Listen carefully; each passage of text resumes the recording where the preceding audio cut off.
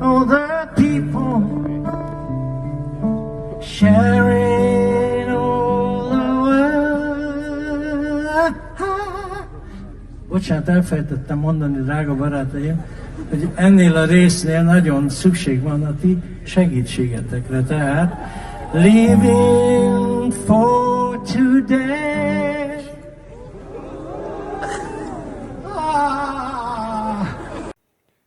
Em nome do Pai, do Filho e do Espírito Santo. Queridos amigos do Apostolado Glória de Maria, eu venho aqui hoje gravar este pequeno vídeo para tentar fazer uma análise sobre os acontecimentos recentes que envolveram a Rússia e a Ucrânia e tentar entender as razões históricas desses acontecimentos e as possíveis consequências disso que está se passando nesse momento. Então, primeira coisa importante é procurar sempre analisar a história sob o ponto de vista teológico. Se qualquer analista se intromete a fazer uma análise destes acontecimentos do ponto de vista meramente natural, ou seja, político, econômico, social, excluindo Deus e a providência divina, este analista fatalmente vai errar. Então é muito importante que, no primeiro momento, nós tenhamos muito claro a ação de Deus na história. Deus é Senhor da história, Deus é o autor da história e Deus age na história. Então, antes da gente fazer uma análise política, uma análise econômica ou social, nós temos que fazer uma análise teológica, né? Posso citar o exemplo de Santo Agostinho. Santo Agostinho viveu o período das invasões bárbaras e o colapso do Império Romano. Santo Agostinho foi um dos poucos homens que conseguiram entender o tempo em que vivia, justamente porque procurou entender os acontecimentos que se passavam sob a perspectiva teológica. Então, o primeiro olhar que nós temos que ter para o que está se passando é o olhar teológico. Deus permite os males deste mundo, as aflições deste mundo, muitas vezes como um castigo, como um flagelo.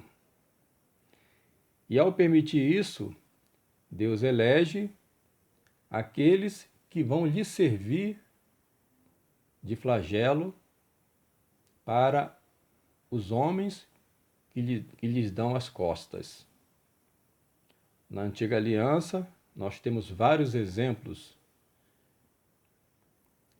Quando o povo de Deus se mostrava infiel, ou seja, se mostrava contrário à vontade de Deus e procurava fazer a sua própria vontade, se rebelando contra Deus, Deus permitia que os seus inimigos os punissem. Vejam bem que não estou dizendo que estes inimigos representavam o bem, mas representavam um flagelo de Deus. E isto era necessário para chamar o povo à conversão.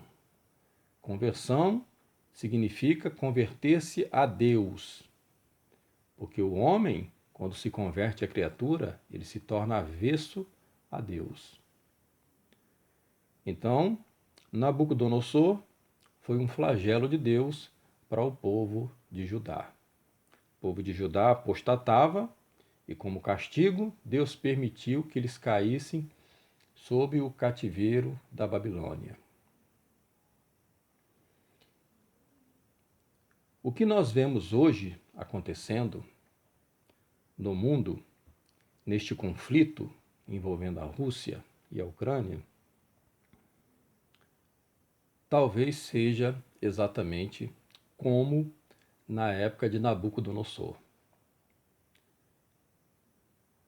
Procuremos ver a Rússia como esse flagelo de Deus, ou o Putin, presidente russo, como sendo um novo Nabucodonosor, que é um instrumento de Deus para punir este Ocidente que deu as costas a Deus e pretendeu ser independente e soberano com relação a Deus.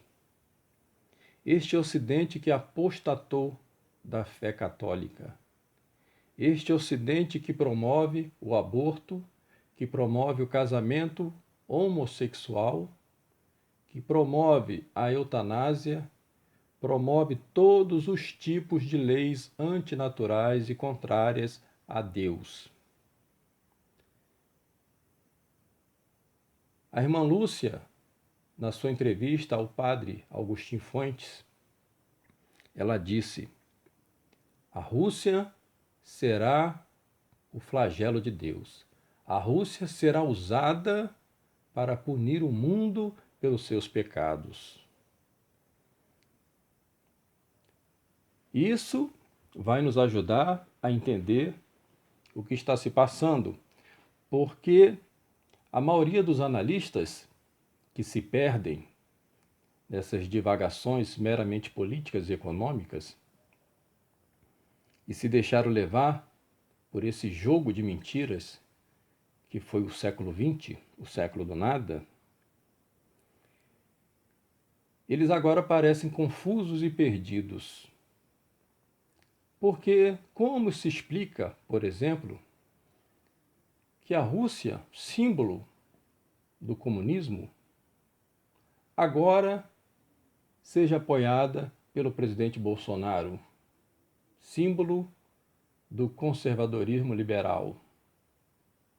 Como se explica que o Lula, por exemplo, agora não apoia a Rússia, apoia Joe Biden neste conflito?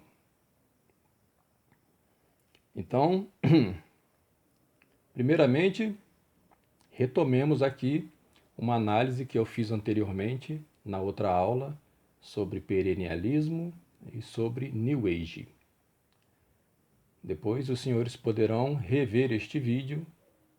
Neste vídeo eu faço um esquema baseado na ideia de ciclos. A ideia de ciclos é uma ideia que procura afastar o homem de Deus. Porque se Deus é autor da história, esta história tem princípio, meio e fim. O princípio da história é a criação do mundo, está no livro do Gênesis.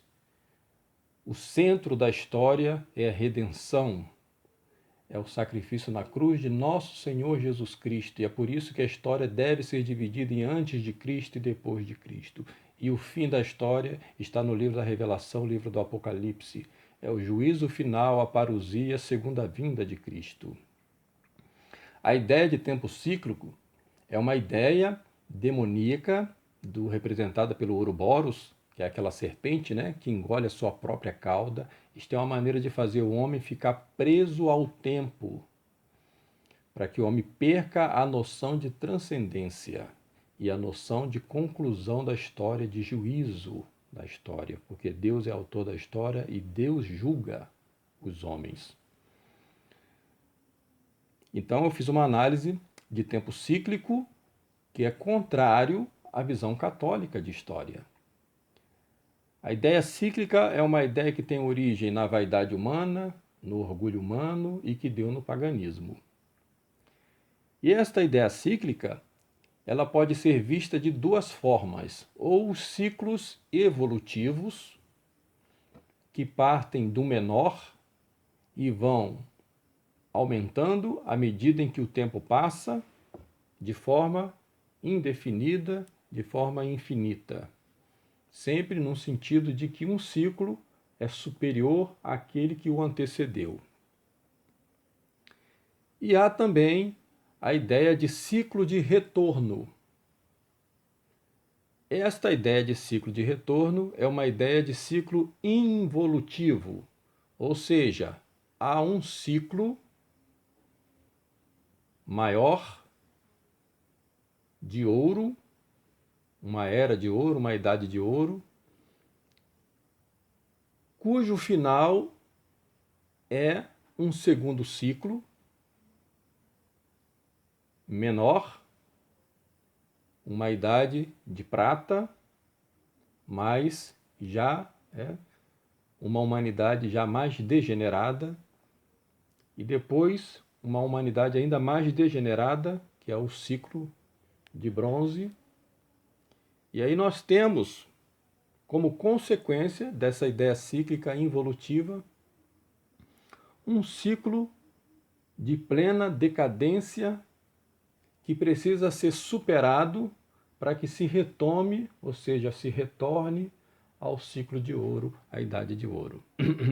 Então, estas duas visões naquela aula eu expus como sendo o ciclo evolutivo, a visão New Age, e o ciclo involutivo, a visão perennialista. Pois bem, eu penso que esta ideia de ciclos, ela corresponde e ajuda a gente a entender melhor o que está se passando. Nós não estamos, neste momento, diante de uma guerra entre o bem e o mal. Nós estamos diante de uma guerra em que as tendências políticas dos dois lados, ambos com uma visão distorcida de história, com uma visão distorcida de humanidade e com uma visão distorcida de Deus, estão se enfrentando. Então nós temos um alinhamento das potências ocidentais que representam o ciclo evolutivo. Seria a New Age, a nova era, né? Onde tudo será permitido nesta nova era de Aquário. Para estes que governam o mundo hoje, a ONU, a União Europeia, esses chefes de Estado que estão à frente das principais potências ocidentais, Joe Biden nos Estados Unidos, né? Macron na França, governo da Itália, governo inglês, na Espanha, Portugal, na Alemanha. Todos estes promovem uma agenda anticristã e anticivilizacional. O que eles pretendem? O que eles pretendem é levar todas as almas para o inferno, porque neste momento quem governa o mundo ocidental é uma elite formada por satanistas e pedófilos. É evidente que nós estamos diante de um mundo degenerado, nós estamos diante de uma civilização decadente. Porque se afasta de Deus, se o homem se torna avesso a Deus, toda a noção de moralidade se perde. Tudo o que era proibido passa a ser permitido. E é por isso que vivemos na era das fake news, a era da grande mentira, né? No final da Segunda Guerra Mundial, os chefes de Estado se uniram de ambos os lados, tanto do lado das potências liberais, demoliberais, quanto do lado das potências socialistas, comunistas. Se uniram e fizeram um grande acordo em torno de uma grande mentira. Pois esta grande mentira, ela norteou toda a geopolítica do mundo nesses últimos 70 anos. E para coroar esta mentira e este jogo geopolítico, com a cumplicidade dos chefes de estados que sabiam que era mentira e a aceitaram, os chefes da igreja resolveram que tinham também o direito de introduzir dentro da igreja essa mentira, esta grande mentira, e dela derivou-se tantas outras mentiras. Eis aí os erros da Rússia, que se espalharam pelo mundo. O Concílio Vaticano II foi uma consequência destes erros e uma consumação destes erros. Enquanto o comunismo soviético, o socialismo realmente existente, no leste europeu, fazia mártires, o Concílio Vaticano II fazia apóstatas, levando milhões de almas para o inferno.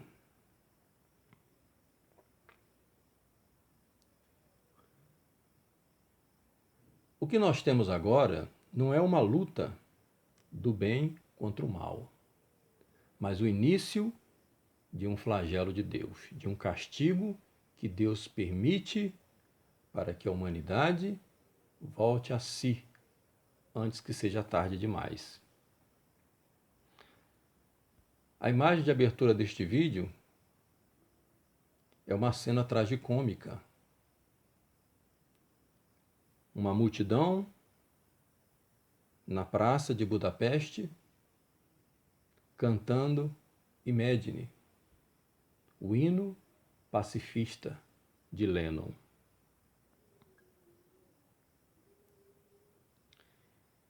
Esta igreja, que nasceu do Concílio Vaticano II, esta religião do homem do Concílio Vaticano II, está provando agora o seu fracasso. Este projeto de paz da nova era, da comunidade de Santo Egídio, do noéismo, representado pela pomba com um ramo no bico, levado adiante por essa igreja e essa nova doutrina que emanou do Concílio Vaticano II, está demonstrando agora o seu pleno fracasso.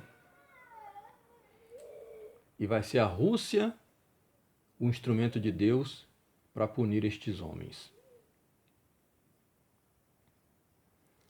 Mas não porque a Rússia representa um bem nessa história, mas justamente porque, diante da podridão do mundo ocidental, formou-se uma resistência a esta podridão. E a esta resistência associaram-se alguns países. Esta coalizão de países que se formou subterraneamente, ela se forma a partir de uma ideia cíclica involutiva. Para eles, a modernidade representa a decadência. Seria o final do ciclo de Manvatara e seria necessária uma restauração para que se retorne à Era de Ouro. Para que se chegue ao fim deste ciclo de Manvatara, esse ciclo da corrupção e da decadência humana, seria necessário uma destruição para um recomeço. Fundamentado neste princípio foi que Júlio Zévola, por exemplo, pensou na modernidade como inimiga, do gênero humano. Foi nessa visão cíclica também que os nazistas fizeram uma reação contrária à visão evolutiva de mundo, a visão de ciclos evolutivos. Para os nazistas, haveria que pôr um ponto final neste mundo moderno, decadente, podre, para que se iniciasse uma nova era, um novo período, um novo ciclo, mas esse ciclo não seria uma evolução do moderno, seria um retorno àquele ciclo antigo, o ciclo de ouro, A isso Hitler chamava de Reich de 1000 anos, porque para ele isso deveria durar 1000 anos e depois viria novo processo de decadência, porque né, é um processo cíclico onde as coisas se repetem. Neste momento histórico que nós estamos, é mais ou menos o quadro daquilo que acontecia na década de 30. Então, na década de 30, nós tínhamos um avanço desta ideia de que a vanguarda, de que o moderno traria felicidade para a humanidade, enquanto o que se via é que a vanguarda e a modernidade trazia decadência, trazia destruição da família e dos valores morais. Então houve uma reação a isso, propondo, né, um retorno às tradições antigas. Por isso então houve, né, uma valorização do nacionalismo, e esse nacionalismo exacerbado e racista que deu no nazismo, por exemplo. Hoje nós estamos diante de um quadro equivalente a este. Nós temos agora uma coalizão de governos que não aceitam mais este Ocidente depravado, decadente, e que estão dispostos a reagir porque não há outra maneira de detê-los, a não ser pela guerra. Me parece este o caso do presidente Putin, determinado a pôr um ponto final neste avanço da agenda antinatural ocidental. A Ucrânia pode ser apenas o começo. Uma vez conquistado Kiev, é possível que a Rússia, diante da inação das autoridades ocidentais, ele continue ganhando força. Isso vai nos ajudar a entender por que é que o governo Bolsonaro, por exemplo, mostra-se em consonância com a Rússia. Isso mostra porque Salvini também estava em consonância com a Rússia. Viktor Orbán. Isso mostra porque, por exemplo, Lula está a favor de Biden. Não se trata aqui de questão de esquerda, questão de direita, questão comunista, questão capitalista, não se trata disso mais. Isto já está anacrônico. O que nós estamos agora é diante de duas ideias de mundo, ambas estão fora do catolicismo e ambas visam se autodestruir. Os erros da Rússia espalharam-se pelo mundo e hoje são representados pelo Ocidente, não mais pela Rússia. Os erros da Rússia já se disseminaram e se consolidaram no Concílio Vaticano II.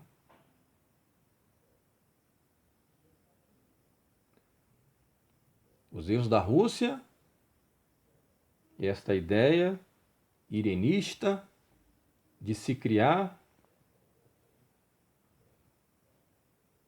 uma espécie de sinarquia, onde a humanidade é completamente disforme, multicultural, sem fronteiras, sem muros, miscigenada.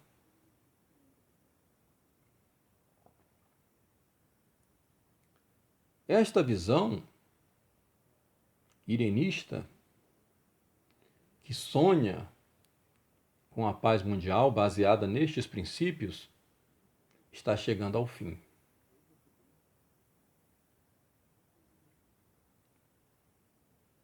Pode ser que Vladimir Putin seja um novo Átila, rei dos Hunos, o flagelo de Deus. Santo Agostinho, enquanto aquele mundo antigo, pagão, que era naquele momento representado pelo grande Império Romano, se desfazia, se desmoronava, Santo Agostinho via bem com a clareza teológica de que aquele fim daquele mundo decadente era necessário que acontecesse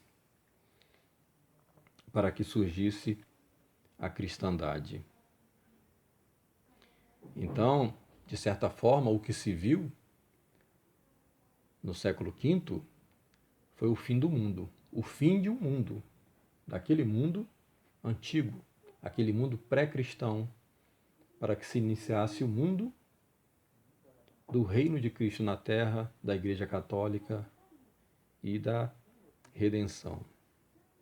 O que nós vivemos hoje é um momento de decadência. Mas não pensemos, como Alexander Dugin, que é um dos teóricos por trás de Putin, em ideia de ciclo de retorno. Porque para Dugin é necessário que haja algo em comum entre a Rússia soviética e o fascismo.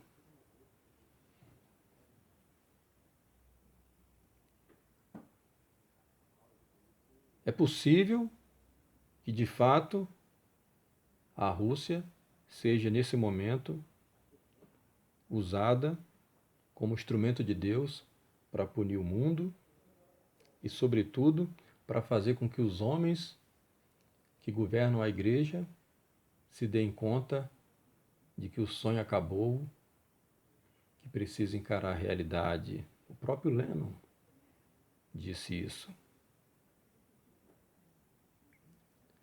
É preciso parar de imaginar e ver a realidade tal qual ela é. Não poderá haver uma paz sem nosso Senhor Jesus Cristo reinando nas nações. Não poderá haver uma paz sem a Rainha da Paz, Nossa Senhora. A Rússia não foi consagrada, seus erros se espalharam pelo mundo, e a irmã Lúcia disse que a consequência disso seria que a própria Rússia castigaria o mundo. Então aqui nós temos duas coisas distintas. Uma coisa são os erros da Rússia. Outra coisa é a Rússia ser um flagelo de Deus para castigar o mundo. Assim como foi Nabucodonosor, um flagelo de Deus para castigar o povo infiel de Judá. Não sabemos como se dará essa escalada de guerra, se ela vai, de alguma forma, paralisar, estacionar na própria Ucrânia, ou se ela vai se estender até o coração da Europa. Caso isso ocorra, se ela se estender até o coração da Europa, e caso Vladimir Putin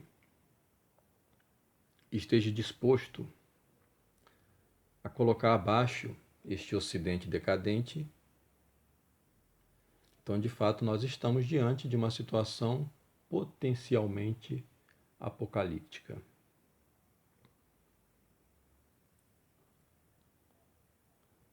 É bom que procuremos ver também as forças ocultas que atuam nos bastidores dessas duas forças opostas.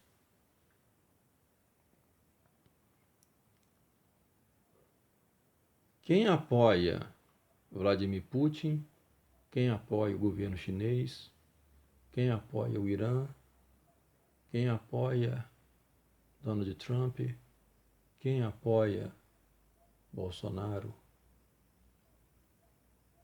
e quem financia e apoia os Estados Unidos de Biden, dos democratas, o Brasil de Lula,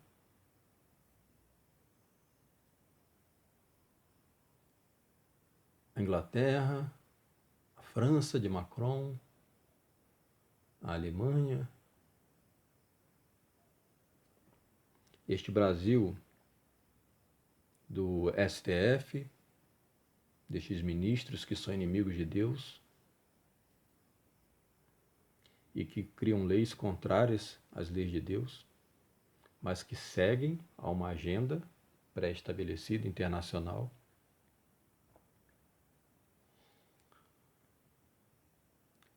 Quem está por trás e maneja esse jogo? O que nós temos agora é uma situação de fato explosiva, assim como foi na época da Segunda Guerra Mundial. São duas forças que tendem a se chocar. Essas duas forças não estão do nosso lado. Assim como Nabucodonosor foi um flagelo para o povo de Judá, mas não estava do lado de Deus.